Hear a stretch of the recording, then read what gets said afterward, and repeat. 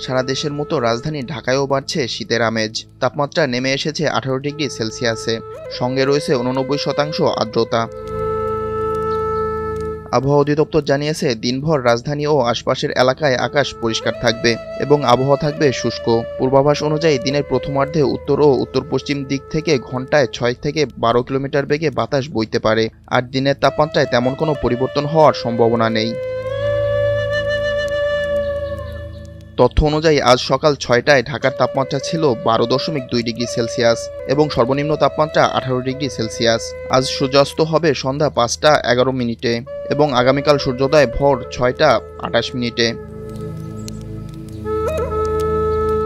সারা দেশে সম্ভাব্য পূর্বাভাসে আরও জানানো হয়েছে, আজ সন্ধ্যা 6টা পর্যন্ত অস্থায়ীভাবে মেঘলা আকাশসহ সারা দেশে আবহাওয়া প্রধানত শুষ্কই থাকতে পারে।